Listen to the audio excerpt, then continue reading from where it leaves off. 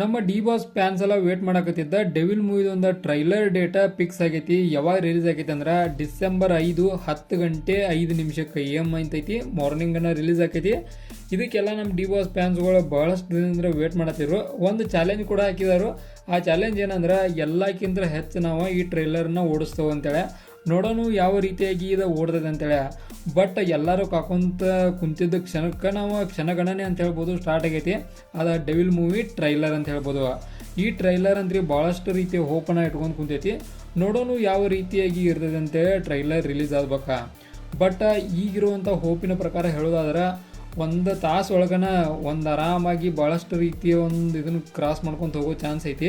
Record ಮ್ಯಾಗ record ಬರೀದೆ ಅಂತ ಹೇಳಿದಾರು. ನೋಡೋಣ ರೆಕಾರ್ಡ್ ಮ್ಯಾಗ ರೆಕಾರ್ಡ್ ಬರೀದಿದ್ದು ಏನು ಒಂದು ಮಟ್ಟಿಗೆ ಕೆಳಗಡೆ ಹೋಗ್ತಿದ್ವು ಅಂತೇಳಿ. ಕೆಳಗಡೆ ಹೋಗೋ ಚಾನ್ಸ್ ಇಲ್ಲ.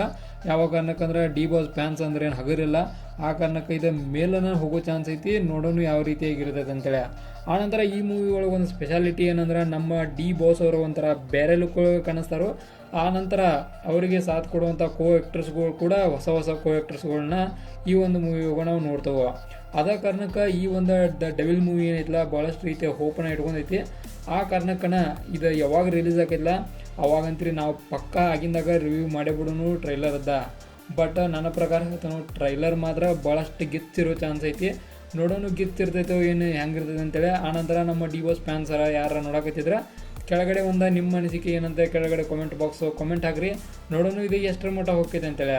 ಇದಾಗಿತ್ತು ನಮ್ಮ ಡೆವಿಲ್ ಮೂವಿದು ಒಂದು ಟ್ರೈಲರ್ ಡೇಟ್ ಅನೌನ್ಸ್ಮೆಂಟ್ ವಿಡಿಯೋ. ಇದೇ ಥರ ನಿಮ್ಗೆ ಇನ್ಫಾರ್ಮೇಟಿವ್ ವಿಡಿಯೋಗಳು ಬೇಕಾದ್ರೆ ಚಾನಲ್ ಸಬ್ಸ್ಕ್ರೈಬ್ ಮಾಡ್ಕೊರಿ.